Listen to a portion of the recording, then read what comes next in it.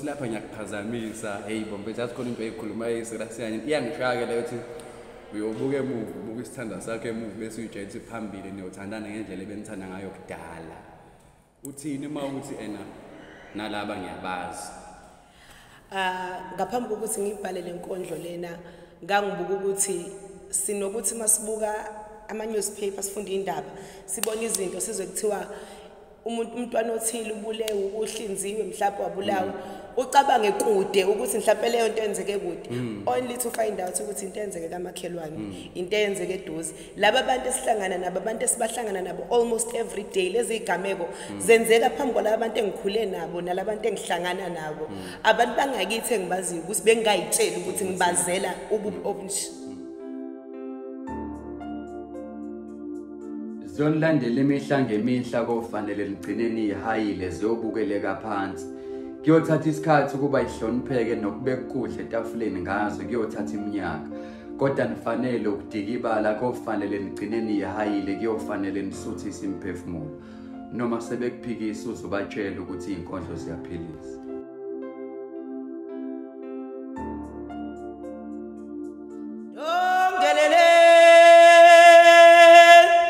Madoda dongelele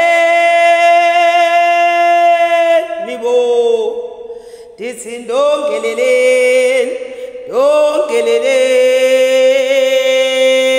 niwe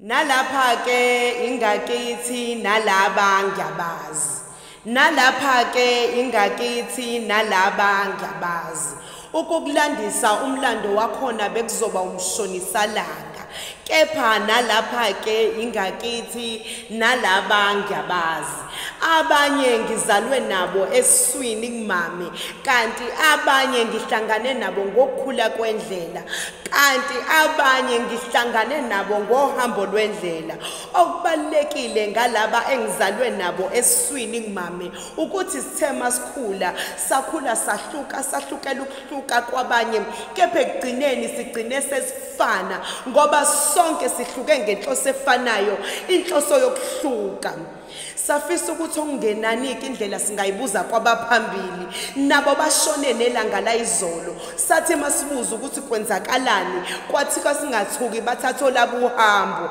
ngaleyo ndlela kwamela ukuthi sibe ngomozisi bethu kithi kwamela ukuthi siyithathele thina induku yokushaya ulwandle libomvu liqhekeke phakathi yazi ngike ngafisa sengathi imveli ingakhuluma nami kodwa ilanga livelela ngihleka usulu lathi kimi kuyafana noma ngingakhuluma nani phela nina ububi benu sebukuvalile ubuhle bukamveli inqangi la ngishiya ngikemile kanjalo ngikhumbula ukuthi ububi kabuqali ngabo laba bangakithi engazalwa nabo nengakhula nabo kepha nakulaba basemandulo bakhona okhayini igazi lika Abel olibuzwa kubona mhlasimpe namhlanje kunjenje ingoba sinokuyibuza siyiphendule imibuzo sinoma sesiyitholini impendulo zakhona singayitholi ukuthi ziyosisiza ngani siyibuze siyiphendule ngokumitha kaMaria empeleni noma singathola ukuthi uMaria wamitha kanjani lokho ngekusasiza ngalutho ngithi mangisacabanga ngoMaria ngicabanga ukuthi mhlasimpe umdali uyafisa ukusinikela inye ithuba ehlisela indodana yomuntu kubantu kepha akayibona intombi engcole njengoMaria kwazisa ukuzalwa komlanjwane sekwaba insakavukela umchilo wesidwaba kwala ngisho imibuzo sibuzana yona sihlangana nontanga endleleni kasibuzana ukuthi uziqingako kanye ulotsholwa nini sibuzana ukuthi ulabanisa nini usunabantwana abangaki ngifisa sengathi ngingakhuleka kakhulu noma ngingasambona ngake mangithinta umphetho wengubo yakhe ngibe nethemba lokuthi kuyoba unqamuka kokopha kwegazi lethu thina abantu abamnyama sibulana nasisodwa sicwasana sisodwa mhlasimpe ngicine ngingakwazanga nokumthinta ngoba isixuku siyobe sisiningi ngikhulekela ukuthi ongenani ke kushaya usuku lwesine sebuyile ngoba ngiyathemba ukuthi noma sebefile uyokwazi ukubavusa kwazise noLazaro wakwazi ukumvusa mina mangahle kuthiwa emandulo kwabe kunje kuthi uyona Sodoma neGomora le ngeke ngibaphikise kepha iningi lenu liyophenduka iduli zikaSawoti noma kuthiwa lelo Sodoma neGomora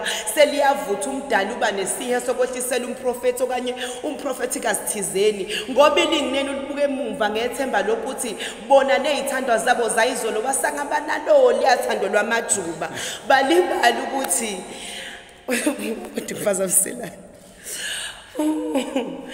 balibala ukuthi inkumbulo ifana nethuna lenjabulo ekade yaphangalala hlasimpa abanye ke benqaba ukulishisa iSodoma neGomora ngethemba lokuthi bona nezithandwa zabo bofa belahlane nabo ngeke ngabagxeka baluthwe yithemba ngikhumbula ukuthi noma singahluka kangakanani sihlukela ukuhluka kwabanye kepha uamen wethu uyofana kuyoba uthuli othulini umlotha emlotheni umhlabathi emhlabathini amen.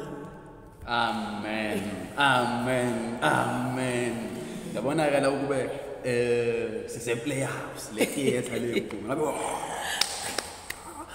yes, asinibingelele siphinde sinamukele igama lami Ntokozo starring ngwakwaZulu uhlelo Izinkondlo Ziyaphilisa. Mhlambe futhi umuntu akaqala bonge kakhulu ngesupport ayisolayo kulabantu abalikeayo, kubantu abasherayo, kubantu abatweetayo, kubantu abafollowayo, kubantu abasubscribeayo. Because uma ungakwenzi lokho lemisebenzi emihle kanjena ngeke uzibone. Inhloso yethu enkulu uqinisekisa ukuthi lento iyasabalala. Uzoyibona lapha ke lento mhlawumbe ngizothi ngibiased ngicela uzisho igama nesibongo nto. Igama lami nginguSnethemba Zulu. Sebezothi ke hayi into zomndeni. Ayibo ubuze lapha ngiyakuphazamisa hey bombe jathi khona into eyikhuluma yesirasiyani iyangishaya leyo ukuthi uyobuka emuva ubuka isithanda sakhe emuva bese uyijayisa phambili niyothandana ngendlela ebenithanda ngayo kudala.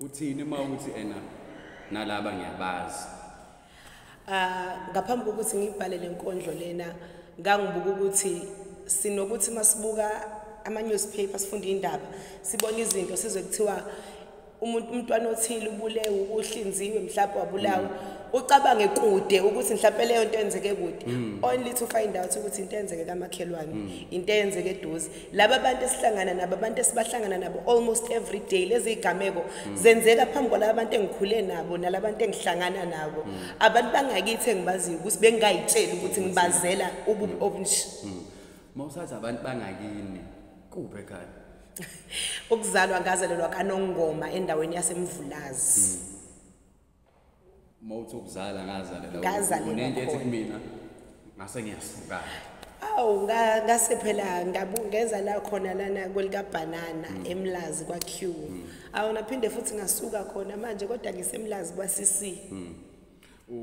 ukusuka kwakho lena wawuyisukelewe noma nasuka njengomndeni wonke namuva neza nga kahle hle empeleni asisuka ngeze umndeni because umndeni usasikhona ekhaya ngaqale nje ngafika nodadewethu ngoba ezoshada ngapha ngaphinda futhi cha nje yayingithandile ingane kama ngaphinda ke ngase ngiza sengizofunda amabanga aphezulu ngase ngiza la wena kahlahla uyafana nathi njalo ngoDisemba uyehla kuyadependa ngoba phela nginamakhaya amabili mangishiya leli bafika laba abathatha bengacelanga kumele ngigade ngapha ngiphinde ngiyekala uthinta phethi subject eserious izolo bengilalela indaba nje kuyigagasi ngizosho ngingafihlo phela ngiyalilalela uyishoka Alex ledlala ngo6 Ntamba ama28 bekukhulunywa ngilalela upresident wade kune ANC lehota esho ukuthi bazofoma i-task team yabantu abazojila ne-GBV ne-femicide lento okhuluma ngazo wena to say kuleso society esiphila kuyona maningi ama-forum ama-commission ama-committee akhandayo. What do you think could be a possible solution to deal nalezi inkinga ezinyo irezile kulo mbhalo engayisho kakhulu ye-GBV ngicabanga ukuthi bengiyibuka ngingedwa ke le indaba yonakale ekuthenini kufundiswa abantu besifazane kube nabafazi kakhulu kusukela ebuncaneni bakho ukhulisela ukuthi uzoba umfazi oqotho ikhuliswe nini umuntu wesilisa ukuba indoda eqotho mhlawumbe kuzomela kubuyiswe lapha emuva ukuthi akukhuliswe abantu besilisa kubeni indoda eqotho like umuntu wesifazane ukhule kakhulu ekhulisela ukuthi iba perfect uyophekela umyeni wakho yes kuke kwafika la kuthiwa khona a man be perfect for your woman sikhuluma nini leyo nosiko lihlezi luzocindezela abantu besifazane kungathi nalo liyayilekelela le GBV especially kubantu besifazane usasho into ehlekisayo izolo futhi umnye umngane wami nje besuka empangeni uyangifonela uthi hey starring ukuphi ngithi nangisendlini wenzani ukuthi ngiyapheka bese eshiya ama miss call out3 ngiyapheka uthi kimi kanti oshadelana waze uyiphekele ngithi na hayi bo ihlangana phi nje leyo nto leyo bethi ngiyakwazi ukuyiphekela mina ngidingi ukuthi yize ngithi manje ngizolinda umaka umazisa abuye nabo yakhona ngihlale ngilambile injalo nje indaba yonakala mhlawumbe kumele siyibuke emuva ukuthi abanini perfect amadoda ngoba ngisafunda nje nasesikoleni kwakhona iprogram yaka-CLC eyithi take a girl child to work day. There was never nothing about taking a boy child to do something. And masikhula thina sazi nje ukuthi hey futhi nami ngisho ukuthi ngokukhula la engikhule khona elokushini ngikhulume thina wena sina sikhule namaraza bona amankela bebekhona phela omkhulu kodwa ibikhona le nto ukuthi ba instill ukuthi umuntu wesifazane umphatha kanje kodwa ngokwale ideology noyiveza ukuthi I should always be superior lo wesifazane njalo ufana ahleze landela mina. Umuntu ongabuza ukuthi lezi zinto oyiqekethayo uyithathaphi wavela wavuka nje wathi hayi nalaba ngiyabazi noma khona umuntu owambona kwenzakalani ubona ukuthi ngiyabhala ke mina oqala nje kwambhala nje angiqalanga ngaba umbhali ngaqala ngawumhayi ngisamncane njengoba ngisho singazalelwa kaNongoma ngangisafunda khona kaNongoma khona lento eyibe khona okuthiwa ama school culture yebo uthisha wami ka grade 3 owanginikeza inkondlo ukuthi angihayi kwakumemndlovu usakhona usafundisa khona ubumbano usafundisa ubumbano namanje memndlovu yes isikole sasemvulaze ngangifunda kuso nawo umkhiqizo wakho wemendlovu lapho ubumbano yiwo lo uyena impela waqala nje ukufundisa ukuthi ngihaye nami ke ngakwazi ukubamba inkondlo kwahamba ekunikeza ubamba inkondlo ebhalo uyena yena yes angithi sikhule kukhona yena wayingene ukukhaya kwakuyizingane zesikole kukhona ama campaign okulwa nengculazi during those time so ngangikhumbula kahle impela nje kwakuyinkondlo yengculazi nganginikwe yona ukuthi ngihaye ngculazi uyakuphi kwakuyizimpela lezo nkondlo ngoba usuqephile ukhukhuluza kwakuyilezo nkondlo kwahamba ngabona ukuthi hayina kimi kuyabhaleka ngase ngaqala ke ngayibhalela kodwa la okhule khona ngempela umsebenzi wami ingesikhathi sengimuva full time la kulika banana ngiqala ngihlangana nabantu abafana nani ko DUT ngihlangana nabantu abanjengoZabazulu osisiphumzile zondo osindiswa Zulu ngase ngishaba kaZulu kuphela isiphumzile zondo sazophela naye la nimgadi ngase ngisho bakaZulu kuphela oMinetlemthembu baningi engabaficayo ku Poetry Society kodwa umuntu owayengise khona ngqo kwakusiyabonga Phongose noMbuthuma abangithatha nje bangise DUT uqala ukuyazi platform uMbuthuma ngahlangana naye okhozini ngiqala nje ngingakazi nami ukuthi yini ukhaya kade ngibizoba Mavuso ngafike ngabuka ngahlangana naye kuMbuthuma kulesi silothe besiba ngolwesihlanu yebo mfethu Mayisa rest in peace udoma la Mavuso omunye wabafethu abayizingqalabutho abacontribute kakhulu kule nto yethu yenkondlo oba ngiyonto kaNombani uzwakala okhozini ngaqala ke ngakhula ke lapho kuhamba because into engayifunda ngafundisa ukuthi sihamba ama poetry session khona nje poetry session engasho ukuthi yona engangiyithanda kunawo wonke ngoba yona wawukwazi ukuthola ama notes le yayiba ye-numerela eNumarela Society of Arts kasle iyona ngangiyithandiswa ukuthi iyakukhulisa because kwakuba khona ama notes ukuze iNumarela isekutha ukuhamba iminyaka no wayesebenza no good J poet so ngokubuka kwakho iyiphi role edlalwe yi-poetry session kwena futhi mhlawumbe uma uthi ujalo omunye umuntu osaka Nongoma okwazi ukubhala ozophelela la i-poetry session indima nje edlayele kumina ukuthi ngibhale kangcono than lo mntwana omncane wakhuliswa uMemndlovu uMemndlovu wakhe umuntu ohayayo iUmarela yakho umuntu obhala kangcono yes ngapho gain iskill sokuthi ngiyakwazi uma ngaye ngememorize ngapho gain iskill sokuthi ngikwazi ukubhala ubuciko bami ubuciko hayi ukuthi ushintshe into engiyifundile kakhulu wo wonke nje lama session engiwasho including DUT ukuthi sikuthanda ngokuhluka kwakho mawuwena nje sikuthandela ubuwena ama notes njalo la usiyabhala sikuthanda ngokuhluka kwakho phume nini awusuka nini madoda So waqhubeka ke mfethu wabhala zakwenzelani inkondlo? Ngabhala ngagcina phela sengikhongena nakokhosini ngihaya. Nami ngaqala ngabuya notamatisi ekhaya ngenxa yenkondlo. Hayibo inkondlo ziyakhokhela igcina ngokuphilisa. Ngaqala phela nami ngahaya ko playhouse hayibo nami ngaqala ngakwazi ukuthenga something ngemali yenkondlo. Ngabona ukuthi kuyaphileka. Engithema ngihamba uhambeni lami ngagcina sengingena endimini yokulingisa ke. Yebo. Ukulingisa acting. Yes. Yeah. Ukhona lokho kokuvela kombe unozalo. Hayi lokho kukhona khona kodwa la engafike nje ngakha khona kwabasekhaya kwaba itheater. Ithini mfethu ijene yakho netheater ngoba masikhuluma nje iqiniso. As a person wade landela umsebenzi wakho yonke leminyaka. Unakho ukuthi ngisho uresearch ngibona ukuthi ngathi usese stage lesi sase stable theater. Yabo into engishoyo. Oh. Yeah. Angithi mina bengusonkondlo ngapha futhi ngizazi ukuthi ngiyakwazi uku-acta kodwa ke iskill sami besingekho that much ekutheni ngaze ke ngahamba ama-audition ayise-Birth Center akwangawama Born Free kukhona oQualify ke ngaqala ngatrainwa oQualify from Qualify ngatrainwa umjuda umtoshi from umlazi from umtoshi ngase ngatholana nobhuti ubaba okuthiwa uXolani Dlongolo. Yebo. Yabona ke lo baba wangenza izinto nami engangayithithi ngiyakwazi ukuyenza. Wangifundisa ukuthi ngibe mningi ngingedwa. Bemningi uwedwa. Wangifundisa ukuthi ngikwazi ukudlala ama character more than 8 ngingedwa at the same time.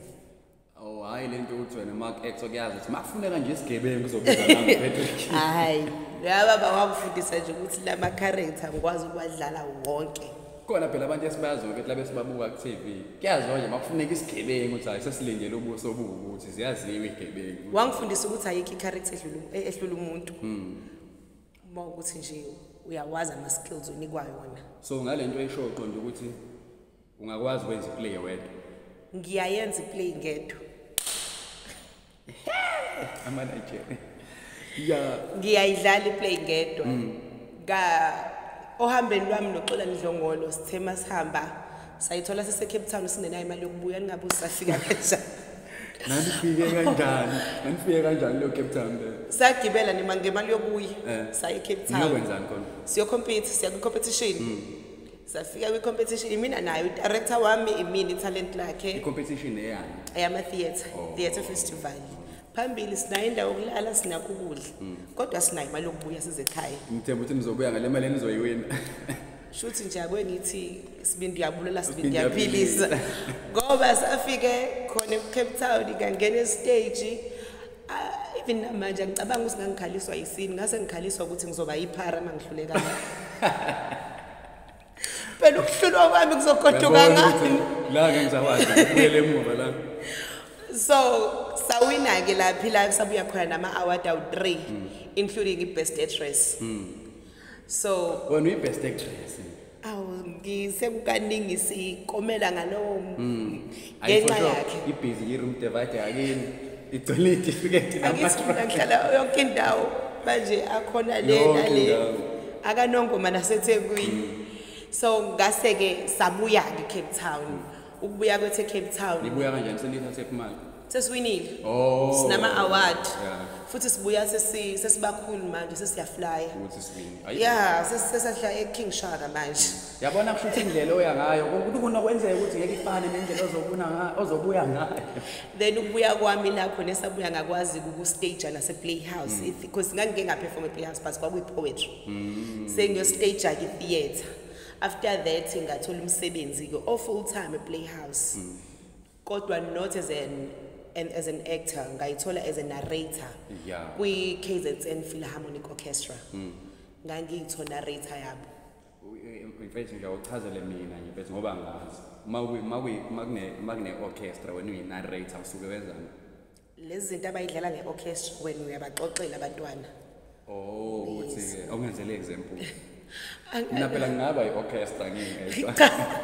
Angithi phela mina ngangilalela ukuthi iviolin ithini, ibhesuki ithini. then mina I will narrate to abantwana abancane kodwa it was the same story ngangizidlala ukuPeter neWolf.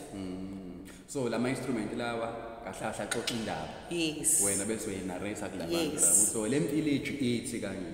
Hayibo. Naso engizwe lo msindo nje mfethu okhala kamnandi. Ngafunda lapho ukuthi wonke lo umsindo lo usho okuthile. Yes. Ngokuhamba kwakho mfethu kule ndlela between stage se poetry nalesakho se skill sokhetha isipho othi wena ileso ngibona ukuthi sengihambile ngaso zombili zizibile ne impact enhle kumina zombili angifuni uqamba amanga yabona umuntu mangahlatha ngikhethe uhlukile nokuthi usukenza ikati uthi angikhethe ubisi nenyama. I'm going to ask you a very nice question. Qhamukaphi igama la Queen? uQueen. Because till today there are people that refer wena noQueen. uQueen ngawuthola ngisafika impela ezinkondlweni ngikhumula kahle kuse high school. Ngikhipha le ndaba yo the poets. Because esikoleni ngase ngaziwa ngezikondle high school. So wathi omunye umfana ayibo wena uyindlovukazi yethu la esikoleni. Ngase ngathi nimini Queen yeni la Queen of Poets. Ngaqala kanjalo ke ngawuQueen. So leli gama mbamba wabuya yabona ukuthi ngcono uliyeke no phela. Hayi ngoba ngivele ngaliyeka into evile yenzeka mase ngifike theater bavele bazuma sithuli noma uMazulu. Even namanje mawuzofika uthi ufuna uSnethemba basazobe bekubuza ushobani. uMazulu uMazulu kusekwenzeke enye kwezinye indawo thothi basa recognize njengoQueen. Nikhona nina ngikonzile. Ikhona nina. Mhlambe ke mfethu nje ukwetshisa inkulumo awungethi nje fahla. Ngeyodwa. Lokho nje kusemandleni akho. Angifiki nalo Ntokozo yami.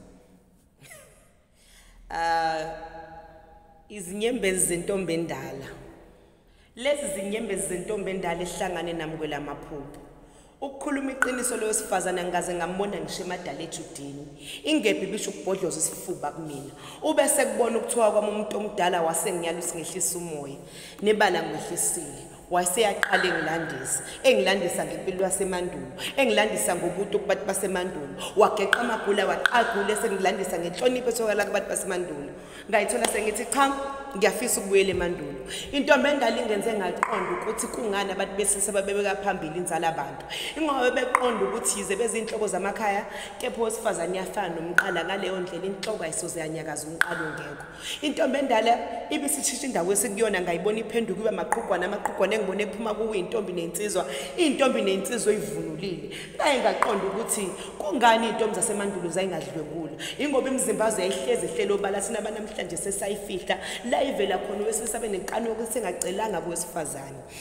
Iqhubekile intombi endala ngikhombisa owesilisa wasemandulo oqomisa izintombi ezimbili kanye. Lezi intombi awuyiboni kunenkinga kunalokho ziyabambana ngoba ziyaqonda ukuthi la ikhazi zengokuzokwakha phela izandla ezimbili zakha kangcono kunesandla esisodwa. Iqhubekile intombi endala le yathi kumina ndodakazi ungakhali ngoba lokho enikwenzile nina kwenzeke ngamaphutha esiwenze emuva. Sidedela ondlebe zikhanyilanga ukuthi bethathe ngokwethu sakhohlwa ukuthi sikuvikele thina salusuyeke usuchithile umuthi inkonyane. Isho lamazi intombi endala sengibuka emehlweni ngabheka phansi kwazi umuntu omdala umbuka emehlweni. Ngibe sengibona sengiphethe usiba ngesandla. Yathi kimi thatha lolo siba ulobe lapho kuvuka khona usinga. Ungizwe kahle. Ngithe ulobe lapho kuvuka khona usinga. Ngaye ngaqonda ukuthi kungani singosonkondlo sibaningi kangaka kepha izinto esizibhalayo engafani. Ingoba usiba lethu liyafana kepha ukuvuka kosinga kakufani. Futhi kungani kukhona sonkondlo ikondla abayidedela phansi kugcine sengibiza amagama beboyeni. Ingoba balindanga kuvuka kosinga bebebhalela ukuduma nje kuphela. Ibisithi kimi intombi endala nanolibuyise likaphunga nomageba. Nanisangamhlenga uZulu. Ngabuza ngathi mawuthi ni makubusho nobani. Yathi ngisho nina nozakwenu ngisho nina nabanye sonkondlo. Isho lamazwi intombi endala amaqede yayisinyamalala. Ukunyamalala kwentombi endala kube ukuphela kwephupho. Ukuphela kwephupho kusho ukuphela kwalenkondlo.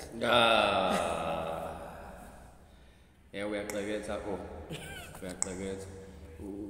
Uhlezi nezinto engizoyithola nje mfethu. Yabona makuthiwa inonile Patrick. Siyacaphuna nceko. Siyacaphuna. indlela mfethu sekwenza ngayo manje izinto uthi into nje subject ngizwe ukuthi ukhulume ngento enesithembu phakathi la indoda yodwa iqomisa khona abantu besifazana abahlukene kodwa babambane ngezandla bebenjani bakwazi ukuwakhumuza ithini lento manje lesikhathi esiphila kusona ayangiboni sesingakwenza manje phela sekuyinkunzi ezimbili angiboni angithi lento engishoyo kudala abantu besifazane babevele befundisiwe nje ukuthi insizwe iyashela noma isiganile iyashela isangaphuma ishele baze bethi abasemakhaya ngoba nginakho ke emakhaya la ngikhulele khona kusikho emakhaya kodwa ngiyakwazi ke emakhaya yes baze bethi umyeni wakho uyayumwashela umayinela aphuma ayoshela umyeni wakho mfethu lento interesting le yini esifundiswa yona lapho futhi yini inhloso yaleyo nto ukuthi umuntu umazi ukuthi uyaphoda ukwamukele lokho angithi kuqala kwakunezinto okuthiwa umama akakwazi ukuya eqhibeni ume kuleso simo manje bese befuna ukuthi abe nodade wabo ngoba ngeke kuthiwa bazoba endaweni eyodwa ngesikhathi esifanayo kanjalo futhi maye umzindlane akakwazi ukuya eqhibeni indoda izobidlana ngoba ngokomthetho kwakumele kuphele izinyanga eziyisithupha ke kwezisithathu anduba kwazi ukubona umyeni wakhe naye abona ingane so futhi control la unakho yini ukuthi ukufika kwempucuzeko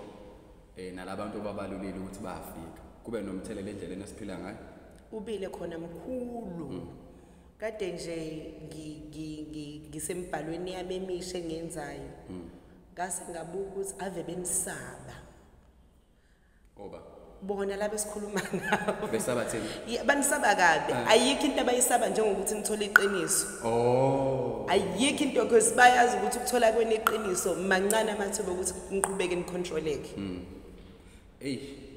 kunesinye isithombe nje nginokusibona lapha endleleni zokuxhumana sabantu abaningi abaguqile abamisasikhokela kubekwe into la ekhanda engathi ikhanda itafula ngabo bese kuhleliki ikhulu lapha zeyintshebo ubhebhenene zathi bese ulambhala uthi uma laba bengathatha isinqumo sokuthi siyasukuma manje kuzokwenza kanjani ngalapha phelile lento bese ngithatha ke mfethu ingisa uma ngiyayithanda indaba mina iTV ngina kodwa nje angiyibuka iDori ngimangifika nje ngizobuka indaba ngadlala ichannel yendaba uze kuhle ukuthi iningi lethu la eSouth Africa sinakho mfethu ukukholwa izinto esizibona kwimedia bese sazi ukuthi ayisekuyikona ke lokho bese singabe lento ngiyibuziswa noma ngiyiraise ngaleli point olusho ukuthi banesaba la kakhulu into engiyifundile kule luhambo lami kakhulukazi because angithi ngize ngafika ekutheni ngibe umbhali walishashalazi uma sengenza ke research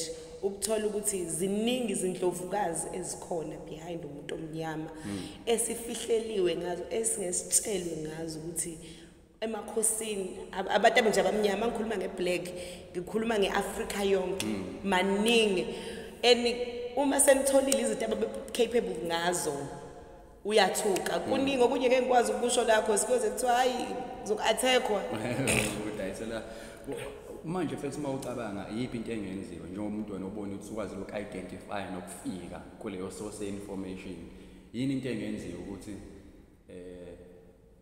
le information ibe accessible to everyone so that abantu bezoba aware awake ukuthi kahle kahle futhi kukanjela emhlabeni noma bengasinika lolo lwazi oqala lokho ngeke bevumele ukuthi kuphume lonke kodwa lolo esinalo kungakuhle ukuthi sitshele ingane zethu because kuthiwa libunjwa liseve ngeke ngifundise umuntu manje namazinyo 32 ukuthi kuukuthi it's too late for them the easy way ukuthi siqale emuva ukuthi ihistory yethu ayitshele ayizwakale ngendlela einganeni zethu uthini mawuthi ngiyakuzwa ukuthi kodwa ngifuna ungitshele ukuthi uthini mawuthi ulobe lapho kuvuka khona usinga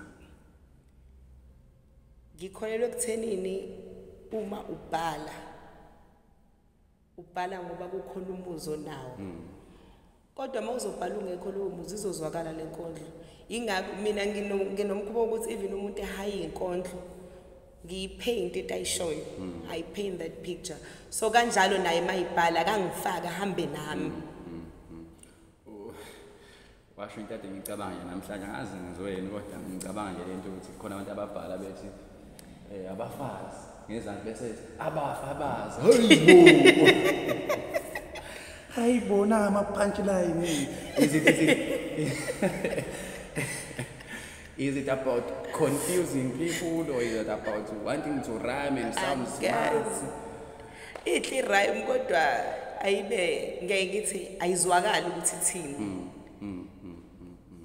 Bayebethi ayenze sense ingabi ukuthi si abafa abazi. Mase sikhuluma ngale nto sesikhuluma ngale nto ke mfethu. Yokuthi mawuhaya uyazi ukuthi yabona mangiqhubeka nawo le nkondlo kustanza number 2 line 4 so punchline yagadla lapho kwenza kanjani ukuthi abantu aba react ngale ndlela engilindele ngawo phela ngubhalile lo line abafazi bafa gadlule la yazi ukukhumbuza ngesafika impela nje la eThekwini siyo perform emkhambathini ngazi lo msamkhumbula umuntu wakuthiwa umshana mkhizi. Awu ngiyakancane. Yes, sasibizo uyela, sasabe nominate. Sasabe nominate o microphone. Sasambe nami impela. Hey, angiyazi audience enzima kanje. Audience ayivele kubuka. La Chesterville. Umbize lo Prince of Mabethe hey lo akasebenza abantu bathi. Bayibukele. Mayengasebenzi. Angiqali audience nje empilweni yami. Uthi kwakuphi lapho? Semkambathini. Kwakuyi poetry show. Kwakuyikho konke ngoba nje uma kuzongena isicathamayo bese uma beme ngenyawo. Abantu abashaya isicathamayo yabala endaweni. Yebo, akwengene kwakushoda usibenibusi nenzani. Kodwa ngiyakhumbula ngoba saphuma sahlekana soka phansi ukuthi babodwa abantu abakwazi ukubamba leya audience amagcokama. Ngempela. Yiwo uwodwa. Serious? Hayibo. Amagcokama uSonkondlo. Ngoba kunazo kuthiwa amagcokama umuntu ngabantu noMthokozo. Osokondlo. Ibona bodwa ngayihlonipha laphi audience yasemkhambathini. So uthini ke mfethu kumathi abama artists abaperformayo aphatha ama expectations abo nemibhalo yabo neaudience. Ngafundisa ukuthi phambi kokuthi nje ngene stage ngiyacela ukuthi ungixhumanise nabo. Akubi ngokuthanda kwami. Lokho ngikufunde kakhulukazi njengoba ngeze nje i-theatre ukuthi e-backstage usuke ungahleli. Usuke umcela umdala ukuthi njengoba wangiphakele le talent ngicela ungene nami. Mawubheke kuyo uyibona usuqedile ukuperform. Mawungakazi ube naleyo performance empilweni yakho. Leyo phaphama ngoba usuqedile. Ayisho awukazi ba performela abantu. Wangikhumbuza ngaba ne-conversation enjalo noSiboda poet noNdumiso Maphumulo kudala mhlawumbe ngo-2013 sizwa kule nto kuthiwa Royal Show yokhoze eMaritzburg. So lo mlisa ngiyambuza first ngoba abantu bebaningi kanje sothini la wathi hayi wena yena wathi strategy sakho ukuthi akayixanga ukuthi ahamba yobuka i-audience abuke ukuthi react kanjani makusaperform omunye umuntu. Yena uyahlala la hleli khona eze sezongena e-stage ngoba sezodeliver umsebenzi wakhe suwayihambela ngoba akafuni ukuyigqilaza ngokuthi ba react kanje kuwena mhlawumbe nakumina bazo sengizoshaya uvalo ngikume lento emala akusakhulumeni. Kwa theatre bakubiza lokho ngokuthiwa meditation. Yes, ukuthi usalindile ithuba lakho ubukhuluma ukuthi ukholela kogogo bakho usibangena nawe noma umveli inqani noma uNkulunkulu but whoever lo hamba naye ngicela ukuthi ke njengoba ngiphalela talent asingene sobabili.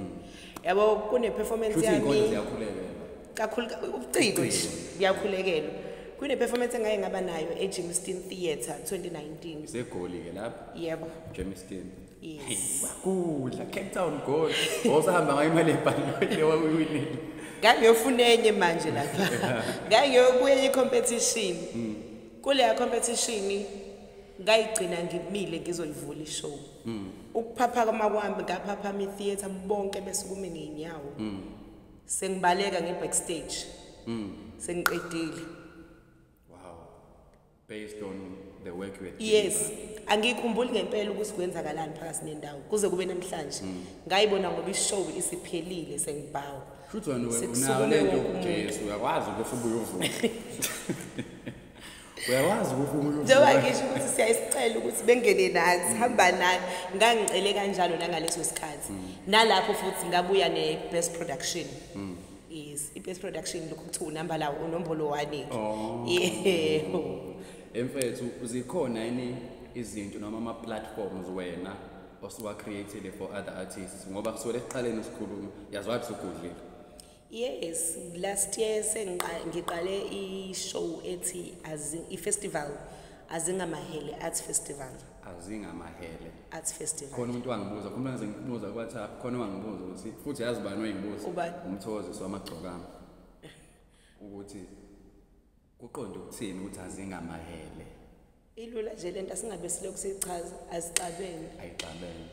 Khona isisho sithi isisho bahlangene phezulu phansi bangamahele. Oh, so azingamahele asicabene la ecikweni. Yes.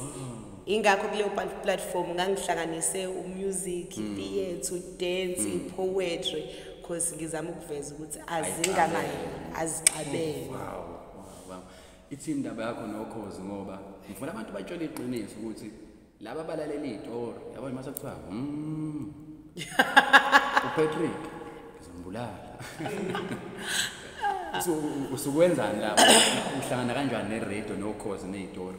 Oh shuthi ke elinye lamaphupho engangivele nginalo ukuthi because nakhona kwicamera engiqamba manga ngiyafisa ukuthi ngize ngifike kuyi camera but ngiyenza ke ndakuleso story kodwa la okhozini ngingene khona last year ngathola kuma radio drama ke ama voice over artist because ngiyakwazi futhi ukudlala ngephimbo awudlale ngezi anoma yini mfethu wakho ayena iplay noma yini noma ungenzela into wakho wayenza lapha estory eyodwa into eyodwa nje wakho noma uthulani mase lidlalile ibika sangena istory. Oh, there is this one ekade sikhona Izinkondlo Ziyaphilisa bengidlala i-character kaMavis mawukuthi ngisakukhumbula angathethi uthi umnumzane kunentatheli emthintile mnumzane mawuthi intatheli ngiyaze lapha intatheli mina mnumzane kange ngifunde mina ngikwazi nokucofa lento mina mnumzane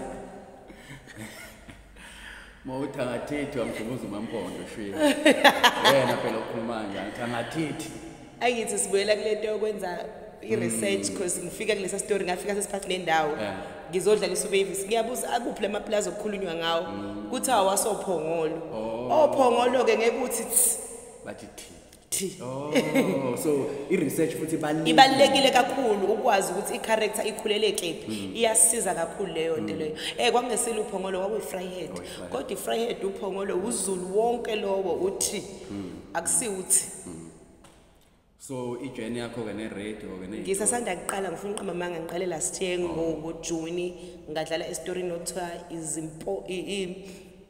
izindonga iwelene ngangidlala uzinhle ngicangisi niyambona njalo uyena ngoba phela abantu bayikhanela izithombe uzinhle Mzobe then kwase kuba yilesa kade ngikuso manje nje esiphele ngoDecember Izimpondo Zenyathi bengiwuMavis besidlala ngasikhathini zonke izitori bengisadlale kuzi lezi zasekuseni u10:40 yes lapho 10:45 kuyadepend ukuthi kuhambe kanjani lapha ekinobheni bese repeat iba ngo10 ebusuku ngangilalela lezo story ugogo ekhasa sinale radio le uma kwangena ayicharge into ekuthiwa iPM9 asibuye siyibeke phansi maye kwangena iphela ngiphazamisekiyana istory fanele siyishayeke lento manje khona into ozobuye ungitshele yona kwi-camera ukuthi kwi-journey yami ngihambe ngaze because kuhle ukufunda ngihambe ngaze ngagcina sengifundile ngithema ngifunda kodwa